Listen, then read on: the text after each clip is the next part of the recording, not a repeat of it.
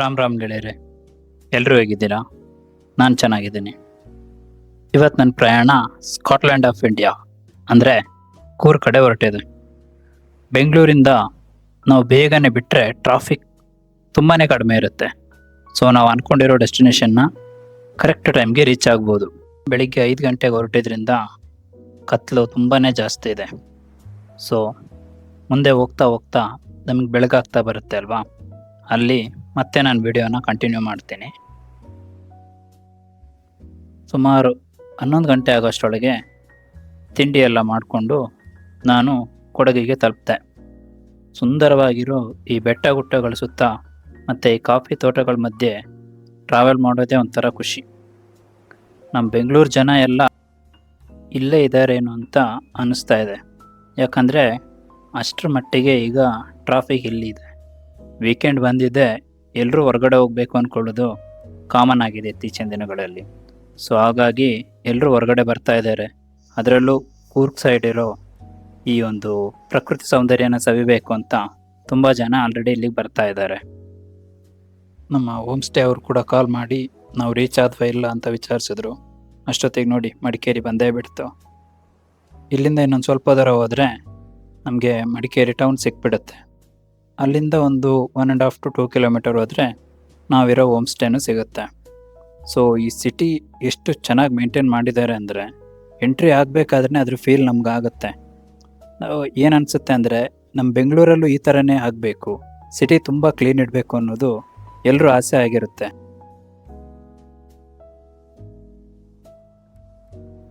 ನೋಡಿ, city entry ಆಗ್ತಾ ಇರಬೇಕಾದ್ರೆ ಮಳೆರಾಯನು ನಮಗೆ ವೆಲ್ಕಮ್ ಮಾಡಿದ್ರು. ಸೊ ಈಗ ಹನಿ ಹನಿ ಮಳೆ ಬೀಳ್ತಾ ಇದೆ. ಇನ್ನೊಂದು ಸ್ವಲ್ಪ ದೂರ ಇರೋದ್ರಿಂದ ನಾವು ಡೈರೆಕ್ಟಾಗಿ ಹೋಮ್ ಸ್ಟೇಗೆ ಹೋಗ್ತೀವಿ. ಈ ಮಳೇಲಿ ಮತ್ತೆ ನಿಲ್ಲಿಸಿದ್ರೆ ಚಿಟಿ ಚಿಟಿ ಬರ್ತಾನೆ ಇರುತ್ತೆ, ನಿಲ್ಲಿಸಿದ್ರೆ ಅಲ್ಲೇ ಬಾಕಿ ಆಗ್ತೀವಿ. ಸೊ ಟೌನಿಂದ ಟರ್ನ್ ತಗೊಂಡು ಹೋಮ್ ಸ್ಟೇ ಕಡೆ ಹೊರಟಿದ್ದು ನಮಗೆ ಒಂದು ಬೇರೆಯೇ ಅನುಭವನ ಕೊಡ್ತಾ ಇತ್ತು. ಇಲ್ಲಿಂದ ಇನ್ನೊಂದು ಸ್ವಲ್ಪ ದೂರ ಹೋದರೆ ನಮಗೆ ಹೋಮ್ ಸ್ಟೇನೂ ಸಿಕ್ಬಿಡುತ್ತೆ. ಅಲ್ಲಿಂದ ನಾವು ರೆಡಿಯಾಗಿ ಕೆಲವು ಪ್ಲೇಸಸ್ ಇವತ್ತು ಸೆಲೆಕ್ಟ್ ಮಾಡ್ಕೊಂಡಿದ್ದೀನಿ. ಅದಷ್ಟು ಪ್ಲೇಸ್ನ ಇವತ್ತು ಕವರ್ ಮಾಡ್ಕೋಬೇಕು ಅನ್ನೋದು ನನ್ನ ಮನಸ್ಸಲ್ಲಿದೆ. ನೋಡೋಣ ಏನೇನಾಗುತ್ತೆ ಅಂತ. ಇನ್ನೊಂದು 500 ಮೀಟ್ರ್ ಹೋದರೆ ನಮಗೆ ಹೋಮ್ ಸ್ಟೇ ಸಿಕ್ಬಿಡುತ್ತೆ. ಅಲ್ಲಿ ನಮ್ಮ ಹೋಮ್ ಸ್ಟೇ ಅವ್ರನ್ನ ಮೀಟ್ ಮಾಡಿ ಸ್ವಲ್ಪ ರೆಸ್ಟ್ ಮಾಡಿ ಮತ್ತೆ ನಾನು ಓಂಕಾರೇಶ್ವರ ಟೆಂಪಲ್ ಅಂತಿದೆ ಅಲ್ಲಿ ಹೊರಡಬೇಕು ಅಂತ ಅಂದ್ಕೊಂಡಿದ್ದೀನಿ. ಯಾಕಂದರೆ ಮಡಿಕೇರಿಯಲ್ಲಿ ಒಂದು ಫೇಮಸ್ ಟೆಂಪಲ್ ಆಗಿದೆ. ಅದನ್ನು ನೋಡಿಕೊಂಡು ಕೆಲವು ಪ್ಲೇಸಸ್ನ ಕವರ್ ಮಾಡ್ಕೋಬೇಕು ಅಂತ ಒಂದು ಥಿಂಕಿಂಗ್ ಇದೆ. ಬನ್ನಿ ನೋಡೋಣ ಏನಾಗುತ್ತೆ ಅಂತ. ಹತ್ರ ಆದ್ವಿ ಹೋಮ್ ಸ್ಟೇ. ನಾನು ಹೋಮ್ ಸ್ಟೇ ರೀಚ್ ಆಗಿ ಮತ್ತೆ ನಿಮಗೆ ಅಪ್ಡೇಟ್ ಮಾಡ್ತೀನಿ.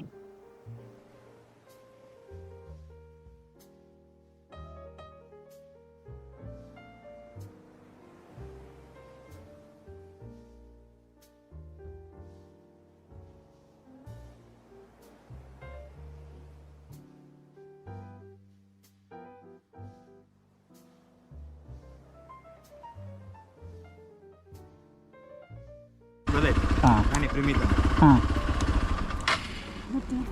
ಬೈಕ್ ಪಾರ್ಕಿಂಗ್ ಆ ಕಡೆ ಮಾಡ್ಕೊಳ್ಳಿ, ಮಳೆ ಬಂದರೆ ಆಚೆನಾ? ಆಚೆ ಮಾಡ್ಕೊಳ್ಳಿ. ಈಗ ಅಲ್ಲೊಂದು ಸ್ವಲ್ಪ ಐಟಮ್ಸ್ ಹಾಕಿದ್ದೀನಿ, ಅದಕ್ಕೆ ಹಾಂ, ಹೋಗಿದ್ದೀವಿ. ಅಲ್ಲಿಂದ ಎಂಟ್ರಿ ಹಾಕ್ಕೊಂಡು ಬಂದರೆ ಫಸ್ಟ್ ಸಿಗುತ್ತೆ. ಇದರಲ್ಲಿ ಅದೇ ಆಲ್ಮೋಸ್ಟ್ 20 ಮೆಂಬರ್ಸ್ ಸ್ಟೇ ಆಗ್ಬೋದು. ಔಟ್ಸೈಡ್ ನೋಡಿ ಈ ಥರ ಇದೆ. ಅದ್ಯಾವುದು ಪ್ರೈವೇಟ್ ಮನೆ ಅಂತೆ. ಮತ್ತು ಇಲ್ಲಿ ಎಷ್ಟಿದೆ, ಈಚೆ ಸ್ವಲ್ಪ ಜಾಗ ಇದೆ, ಅಲ್ಲಿ ಹೊಸದೇನೋ ಮಾಡ್ತಾ ಇದ್ದಾರೆ. ಬಟ್ ಓಕೆ, ಚೆನ್ನಾಗಿದೆ place. Finally home stay reach ಆಗಿ ಇಲ್ಲಿಂದ ನಾವೀಗ ಓಂಕಾರೇಶ್ವರ ಟೆಂಪಲ್ ಹತ್ರ ಹೊರಟಿದ್ದೀವಿ. ಆ್ಯಕ್ಚುಲಿ ಹೋಮ್ ಸ್ಟೇ ಬಂದು ತುಂಬಾ ಚೆನ್ನಾಗಿದೆ. ನೀವು ನಿಮ್ಮ ಫ್ರೆಂಡ್ಸ್ ಮತ್ತು ಫ್ಯಾಮಿಲಿ ಜೊತೆ ಸ್ಟೇ ಆಗ್ತೀನಿ ಅಂದರೆ ಇದೊಂದು ಬೆಸ್ಟ್ ಪ್ಲೇಸ್. ಈ ಸ್ಟೇ ಆ್ಯಕ್ಚುಲಿ ತುಂಬ ಪ್ಲೇಸ್ಗೆ ಹತ್ತಿರ ಇದೆ. ಇವರು ಕೂರ್ಗಲ್ಲಿ ಮಾತ್ರ ಅಲ್ಲದೆ ಸಕಲೇಶ್ಪುರ, ಗೋಕರ್ಣ, ಚಿಕ್ಕಮಗಳೂರು ಈ ಥರ ಬೇರೆ ಪ್ಲೇಸಲ್ಲೂ ಸ್ಟೇನ ಅರೇಂಜ್ ಮಾಡಿ ಕೊಡ್ತಾರೆ. ನೀವೆಲ್ಲಾದರೂ ಟ್ರಾವೆಲ್ ಮಾಡಬೇಕು ಅಂದ್ಕೊಂಡಿದ್ರೆ ಮತ್ತು ಸ್ಟೇನ ಹುಡುಕ್ತಾ ಇದ್ದರೆ ಒಂದು ಸರ್ತಿ ಟ್ರಾವೆಲರ್ಸ್ ಎಸ್ಕೇಪ್ ಅನ್ನೋ ಪೇಜ್ನ ಕಾಂಟ್ಯಾಕ್ಟ್ ಮಾಡಿ. ಮತ್ತು ಇವ್ರ ಡೀಟೇಲ್ಸ್ ಬೇಕಂದರೆ ನಾನು ಡಿಸ್ಕ್ರಿಪ್ಷನಲ್ಲಿ ಇವ್ರ ಕಾಂಟ್ಯಾಕ್ಟ್ ನಂಬರ್ ಎಲ್ಲ ಮೆನ್ಷನ್ ಮಾಡಿರ್ತೀನಿ, ತಪ್ಪದೆ ಅವ್ರನ್ನ ಕಾಂಟ್ಯಾಕ್ಟ್ ಮಾಡಿ. ಬನ್ನಿ ಇನ್ನು ನಾವು ಟೆಂಪಲಲ್ಲಿ ಸಿಗೋಣ. ನೋಡಿ, ಇದೇ ಐತಿಹಾಸಿಕ ಓಂಕಾರೇಶ್ವರ ಟೆಂಪಲ್. ನೋಡೋದಕ್ಕೆ ಮಸೀದಿ ಥರ ಇದ್ದರೂ ಇದು ಹಿಂದೂ ದೇವರಾದ ಶಿವನಿಗೆ ಮುಡಿಪಾಗಿದೆ. 1820ರಲ್ಲಿ ಕೊಡಗನ್ನು ಆಳ್ತಾ ಇದ್ದ 2ನೇ ಲಿಂಗರಾಜೇಂದ್ರ ಅನ್ನೋ ರಾಜ ತನ್ನ ದುರಾಸೆಗೋಸ್ಕರ ಒಬ್ಬ ಬ್ರಾಹ್ಮಣನ ಹತ್ಯೆ ಮಾಡ್ತಾನೆ. ಆ ನಂತರ ಆ ಬ್ರಾಹ್ಮಣನ ಆತ್ಮ ಬ್ರಹ್ಮ ರಾಕ್ಷಸ ಆಗಿ ಇವನ್ನ ಕಾಡೋದಕ್ಕೆ ಶುರು ಮಾಡುತ್ತೆ. ಆ ದೋಷದಿಂದ ಮುಕ್ತಿ ಪಡಿಬೇಕು ಅಂತ ಜ್ಞಾನಿಗಳ ಸಲಹೆಯಂತೆ ಕಾಶಿಯಿಂದ ಶಿವಲಿಂಗನ ತಂದು ಇಲ್ಲಿ ಪ್ರತಿಷ್ಠಾಪಿಸಿದ. ಆಮೇಲೆ ಆ ಕಾಟ ಇವನಿಗೆ ತಪ್ಪುತ್ತೆ. ಹೊರಗಡೆಯಿಂದ ನೋಡುವಾಗ ಈ ದೇವಸ್ಥಾನ ಗೋಥಿಕ್ ಮತ್ತು ಇಸ್ಲಾಮಿಕ್ ಶೈಲಿಯ ಒಂದು ಮಿಶ್ರಣ ಥರ ಕಾಣುತ್ತೆ. ಮಧ್ಯದಲ್ಲಿ ದೊಡ್ಡ ಗುಮ್ಮಟ, 4 ಮೂಲೆಗಳಲ್ಲಿ ಮಿನಾರ್ಗಳಿದ್ದಾವೆ, ಮತ್ತೆ ಎದುರಿಗೊಂದು ಕಲ್ಯಾಣಿ ಇದೆ. ಬನ್ನಿ ಟೆಂಪಲ್ ಒಳಗಡೆ ಹೋಗ್ತಾ ಏನೇನಿದೆ ಅಂತ ನೋಡೋಣ. ಇಲ್ಲಿ ಫೋಟೋ ವಿಡಿಯೋ ಎಲ್ಲ ನಿಷೇಧ ಮಾಡಿದ್ದಾರೆ. ನಾವು ಟೆಂಪಲ್ ದರ್ಶನ ಮುಗಿಸ್ಕೊಂಡು ಬಂದು ಆಮೇಲೆ ಸಿಗ್ತೀವಿ. ದರ್ಶನ ಮುಗಿಸ್ಕೊಂಡು ಬಂದಿದ್ದು ನಮಗೆ ಇಲ್ಲೇ ಮುಂದೆ ಇದ್ದ ಕಲ್ಯಾಣಿದು ಮೀನುಗಳೆಲ್ಲ ಕಾಣೋದಕ್ಕೆ ಸಿಕ್ಕಿದ್ವು. ಈ ಕಲ್ಯಾಣಿಲಿ ತುಂಬ ಮೀನು ಮತ್ತು ಆಮೆಗಳಿದ್ವು. ಅವುಗಳನ್ನ ನೋಡ್ತಾ ನಿಂತಿದ್ದು ನಮಗೆ ಇಲ್ಲೇ ಪಕ್ಕದಲ್ಲಿ ಇನ್ನೊಂದು ದೇವಸ್ಥಾನ ಇದೆ ಅನ್ನೋ ಗೊತ್ತಾಯಿತು. ಎಲ್ಲಿ ಅಂತ ವಿಚಾರಿಸಿದಾಗ ಒಬ್ಬರು ತೋರಿಸಿದ್ರು, ಅದೇ ಆಂಜನೇಯ ಸ್ವಾಮಿ ದೇವಸ್ಥಾನ ಆಗಿತ್ತು. ಇಲ್ಲಿಂದ ಹೊರಟು ನಾವು ಆಂಜನೇಯ ದೇವಸ್ಥಾನಕ್ಕೆ ಹೋಗಿ ಅಲ್ಲಿ ಅವರ ಆಶೀರ್ವಾದ ಪಡೆದು ನಾವು ಮುಂದೆ ಹೊರಟ್ವಿ.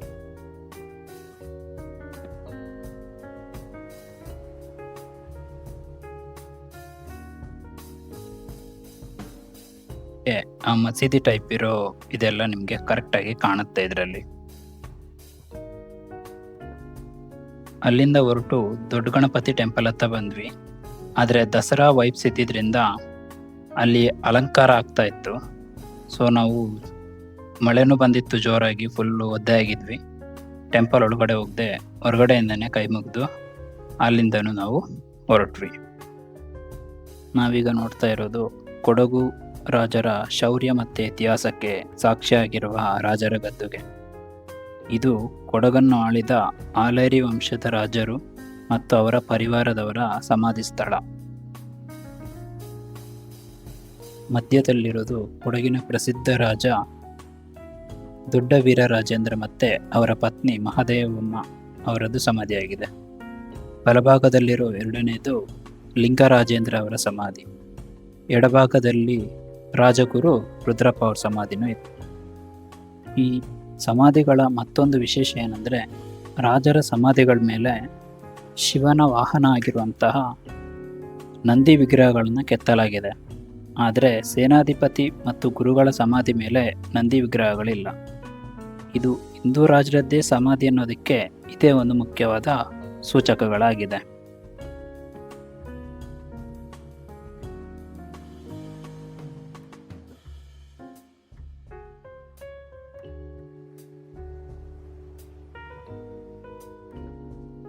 ಈ ಗದ್ದುಗೆ ಹತ್ರನೇ ಪಾರ್ಕ್ ಎಲ್ಲ ಇದೆ.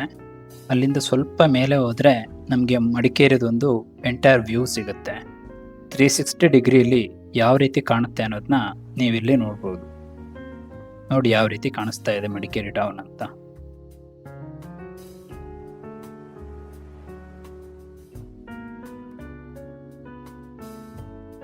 ಅಲ್ಲಿಂದ ನಾನು ನೇರವಾಗಿ ರಾಜಾ ಸೀಟ್ ಕಡೆ ಹೊರಟೆ.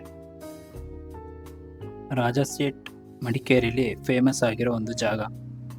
ಇಲ್ಲಿಂದ ಸ್ವಲ್ಪ ದೂರದಲ್ಲಿದೆ. ಬನ್ನಿ ರಾಜಾ ಸೀಟ್ ಕಡೆ ಹೋಗೋಣ ನಾವು.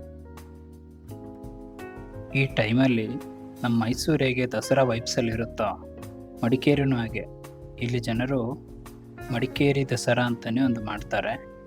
ಸೊ ಈಗ ದಸರಾ ಸೀಸನ್ ಆಗಿರೋದ್ರಿಂದ ಎಲ್ಲ ಏರಿಯಾಗಳಲ್ಲೂ ಒಂದೊಂದು ಸ್ತಬ್ಧ ಚಿತ್ರಕ್ಕೆ ಆಫರ್ ಕೊಟ್ಟಿದ್ದಾರೆ. ಯಾರದರಲ್ಲಿ ವಿನ್ನರ್ ಆಗ್ತಾರೆ ಅವ್ರಿಗೆ 5 lakh ಅಷ್ಟು ಕ್ಯಾಶ್ ಪ್ರೈಸ್ ಇದೆ ಅಂತೆ. ಸೊ ಎಲ್ಲ ಏರಿಯಾದಲ್ಲೂ ಒಂದೊಂದು ಮಾಡ್ತಾ ಇದ್ದಾರೆ. ಸೊ ಆ ರೀತಿ ಇರೋದ್ರಿಂದ ಸ್ವಲ್ಪ ಟ್ರಾಫಿಕ್ ಜಾಸ್ತಿ ಅನ್ನಿಸ್ತಾ ಇದೆ. ಇನ್ನೇನು ಬಂದ್ವಿ ನಾವು ಡೈರೆಕ್ಟ್ ರಾಜಾ ಸೀಟ್ ಒಳಗಡೆ ಹೋಗಿ ಬೈಕ್ನ ಪಾರ್ಕ್ ಮಾಡಿಬಿಟ್ಟು ಅಲ್ಲಿ ವ್ಯೂ ಯಾವ ಥರ ಕಾಣುತ್ತೆ ಅಂತ ನೋಡಬೇಕು. ಇಲ್ಲೊಂದು ಸ್ವಲ್ಪ ಟ್ರಾಫಿಕ್ ಅನಿಸ್ತಾ ಇದೆ. ಜನ ಜಾಸ್ತಿ ಇರೋದ್ರಿಂದ ರಸ್ತೆ ಬದಿಲೇ ಗಾಡಿಗಳನ್ನ ನಿಲ್ಲಿಸಿರ್ತಾರಲ್ವಾ, ಅದಕ್ಕೆ ಸ್ವಲ್ಪ ಆಚೆ ಈಚೆ ಓಡಾಡೋರಿಗೆ ಟ್ರಾಫಿಕ್ ಅನಿಸ್ತಾ ಇದೆ. ಓಕೆ, ಇಲ್ಲಿಂದ ಹೊರಟು ಇನ್ನೇನು ಬೈಕ್ ಪಾರ್ಕ್ ಮಾಡಿದ್ರೆ ನಾವು ಸೀದಾ ಒಳಗಡೆನೆ ಹೋಗ್ಬೋದು.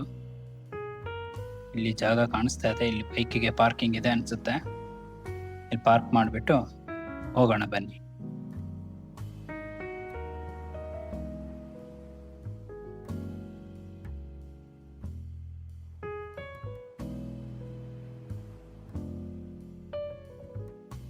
ಹಿಂದೆ ಕೊಡಗಿನ ರಾಜರು ತಮ್ಮ ರಾಣಿಯರ ಜೊತೆ ಸೂರ್ಯಾಸ್ತದ ಅದ್ಭುತ ದೃಶ್ಯ ನೋಡೋದಕ್ಕೆ ಈ ರಾಜ ಸೀಟ್ಗೆ ಬರ್ತಾ ಇದ್ರಂತೆ. ಎಷ್ಟು ದೂರ ಕಣ್ಣಾಯಿಸಿದ್ರು ಅಷ್ಟು ದೂರಕ್ಕೂ ಬೆಟ್ಟಗಳ ಸಾಲೆ ಕಾಣುತ್ತೆ. ನೋಡಿ ಇಲ್ಲಿ ಎಷ್ಟು ಚೆನ್ನಾಗಿ ಮೇಂಟೈನ್ ಮಾಡಿದ್ದಾರೆ. ಮಳೆನೂ ಬಂದು ಹೋಗಿದ್ರಿಂದ ಈಗ ಆಚೆ ಬೆಟ್ಟಗಳಲ್ಲೆಲ್ಲ ತುಂಬಾನೇ ಫಾಗ್ ಕವರ್ ಆಗಿದೆ. ತುಂಬಾ ಜನ ಇಲ್ಲಿ ಬಂದು ಪ್ರಕೃತಿ ಸೌಂದರ್ಯನ ಸವಿತಾ ಇದ್ದಾರೆ. ನೋಡಿ ಎಷ್ಟು ಚೆನ್ನಾಗಿ ಕಾಣಿಸುತ್ತೆ ಅಂತ. ಅಲ್ಲಲ್ಲಿ ಚಿಕ್ಕ ಚಿಕ್ಕ ಹಿಲ್ ಸ್ಟೇಷನ್ ತರ ಮಾಡಿದ್ದಾರೆ. ಸೊ ನೀವು ನೋಡ್ತಾ ಇರ್ಬೋದು ಎಷ್ಟೊಂದು ಮಂಜು ಕವರ್ ಆಗಿದೆ ಇಲ್ಲಿ ಅಂತ. ಸೊ ಇಲ್ಲಿ ಜಿಪ್ ಲೈನ್ ಇದೆ ಅಂತ ಕೇಳ್ಪಟ್ಟೆ. ಸೊ ಆಮೇಲೆ ಟ್ರೈ ಮಾಡೋಣ ಅಂತ ಬಂದೆ. 350 ರುಪೀಸ್ ನಮಗೆ 2 ಸೈಡಿಗೆ ಕೊಡ್ತಾರೆ. ಬನ್ನಿ ಯಾವ ಥರ ಇರುತ್ತೆ ಎಕ್ಸ್ಪೀರಿಯನ್ಸ್ ನೋಡೋಣ.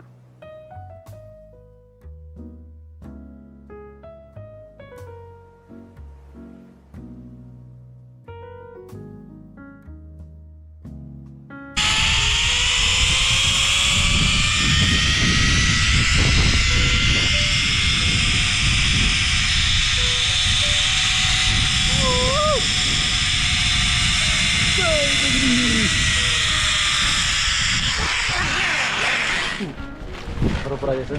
ಹಾಂ, बरोबर. ಸೆಕೆಂಡ್ ರೌಂಡ್ ಸೆಕೆಂಡ್ ರೌಂಡ್ ಇಲ್ಲಿಂದ ಇಲ್ಲಿಂದ ಆ ಕಡೆ ಕೆಳಗೆ ಯಾವುದು ತಪ್ಪದೇವ ನಲ್ಲ ಕೆಳಗೆ ಇಳಿಸ್ಕೊಡಿ. ಹೋಗೋದಾ? ಕೂತ್ಕೊಡಿ. ನಾನೇ ಬೇಕು ಹಾಂ, ಇಸ್ಕೋಬೋದ.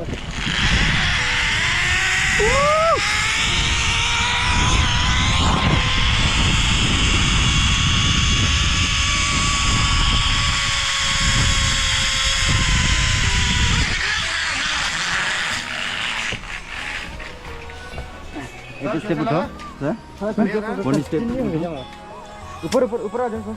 वन मोर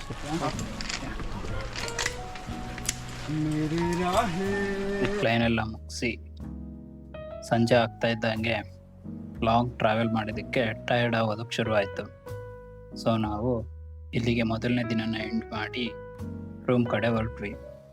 ಹೋಗುವಾಗ ಈ ರಾಜ್ ಸೀಟಿಂದ ಕೆಳಗಡೆ ಆಲ್ರೆಡಿ ನಾನು ಆಗಲೇ ಹೇಳಿದ್ದೆ ಅಲ್ಲ, ಸ್ತಬ್ಧ ಚಿತ್ರ ರೆಡಿ ಮಾಡ್ತಾ ಇದ್ದಾರೆ ಅಂತ ದಸರಾ ವೈಬ್ಸ್ಗೆ. ಅದರದೆಲ್ಲ ಸ್ಪೀಕರಲ್ಲಿ ಕೆಲವು ಅನೌನ್ಸ್ಮೆಂಟ್ ಆಗ್ತಾ ಇತ್ತು. ಸೊ ಅದನ್ನೆಲ್ಲ ಕೇಳಿಸ್ಕೊಂಡು ನಾವು ಊಟ ಮಾಡಿಕೊಂಡು ಇಲ್ಲಿಂದ ಸೀದಾ ಹೋಮ್ ಸ್ಟೇಗೆ ಹೊರಟ್ವಿ. ಮುಂದಿನ ವಿಡಿಯೋದಲ್ಲಿ ಸಿಗೋಣ. ಇವತ್ತಿನ ವಿಡಿಯೋ ಹೇಗೆ ಅನಿಸ್ತು ನಿಮಗೆ ಅಂತ ಎಲ್ಲರೂ ನಮಗೆ ಕಮೆಂಟ್ ಮೂಲಕ ತಿಳಿಸ್ಕೊಡಿ. ನನ್ನ ಚಾನಲ್ನ ಸಬ್ಸ್ಕ್ರೈಬ್ ಮಾಡಿ, ಲೈಕ್ ಮಾಡಿ, ಶೇರ್ ಮಾಡಿ. Thank you.